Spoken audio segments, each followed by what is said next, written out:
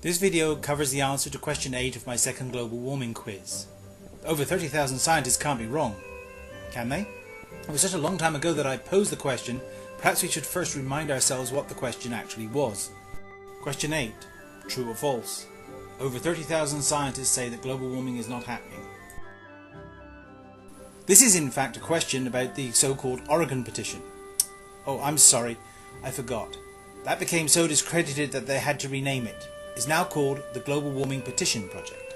It is the same thing, but they've managed to clear up some of the more obvious problems, like the fraudulent paper they used to justify the original petition. The paper was made to look like a peer-reviewed paper from the National Academy of Sciences. It even had a false publication date, volume ID and page numbers. The only problem was that the National Academy had nothing to do with it. They even went as far, for the first time in their history, of issuing a statement disowning the paper. Here is their unprecedented response. The National Academy of Sciences Council would like to make it clear that this petition has nothing to do with the National Academy of Sciences, and that the manuscript was not published in the proceedings of the National Academy of Sciences, or in any other peer-reviewed journal. Apart from the question of why they use such unethical behaviour to try to make their point, we'll see why all of this is important later on. Now let's return to my true or false question, which boils down to 3 basic points. Does the petition say that global warming is not happening? Are the signers actually scientists with the knowledge to have an informed scientific opinion on this issue? And are there more than 30,000 people who signed the petition?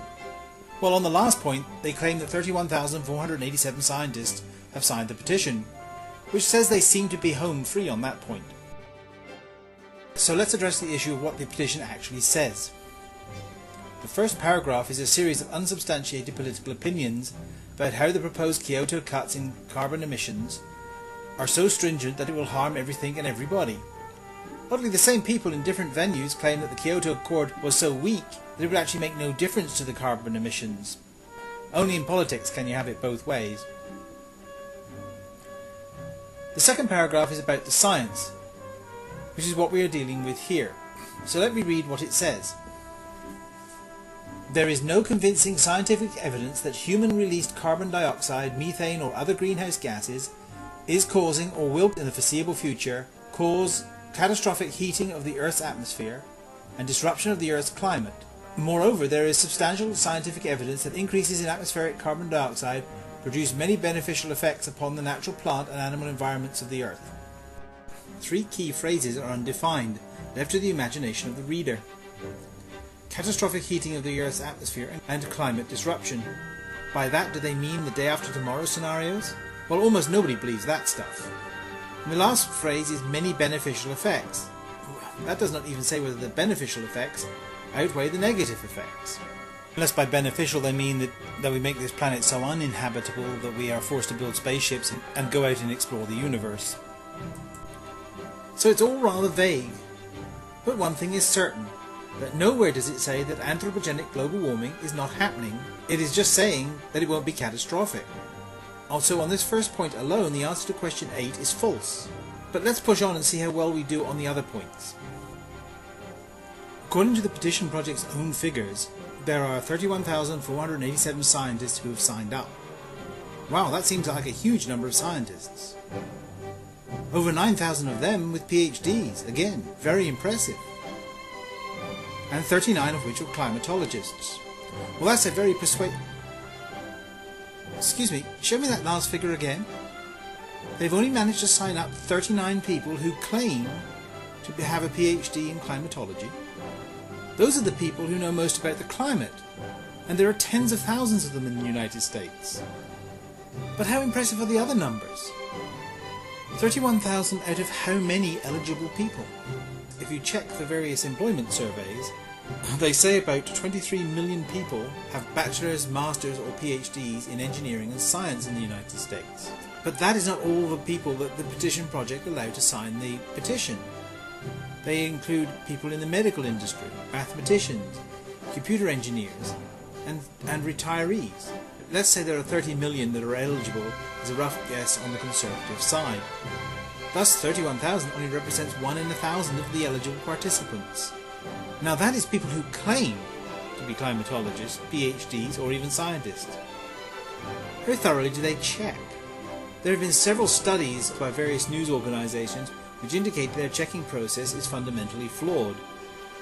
But I thought I'd try it out for myself, and that is why this video has been so long in coming out.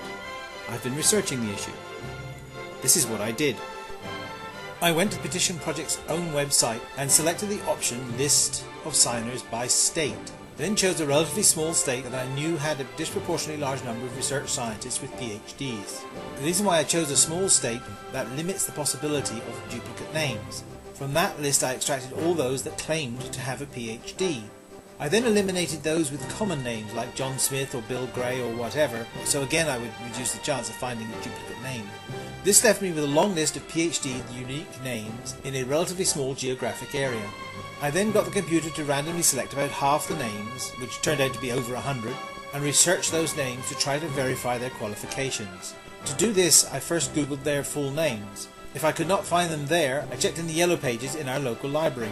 Now when you do a PhD, you generally produce several publications along the way, and if nothing else, the contents of your thesis are published. So I checked the scientific literature for authors by that name.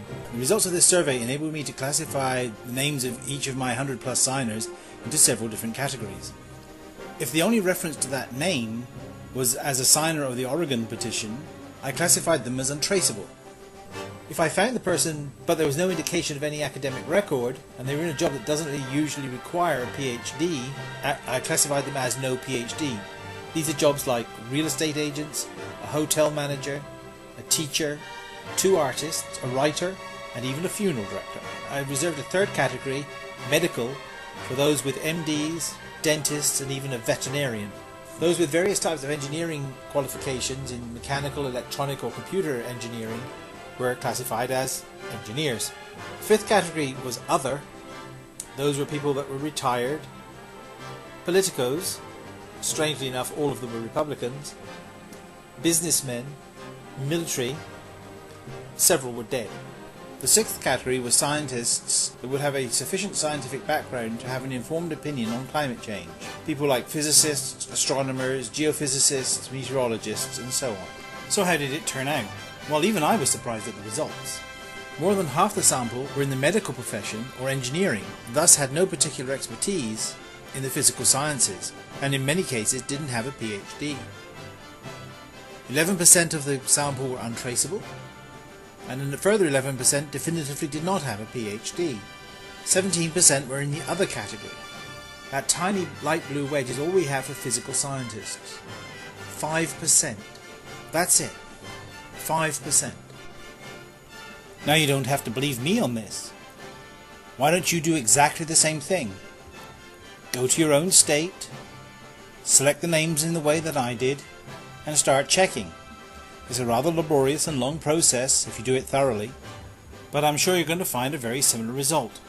So we're not talking about 9,000 PhDs, but in reality about 450 PhDs, which makes our proportion of our science community even smaller again.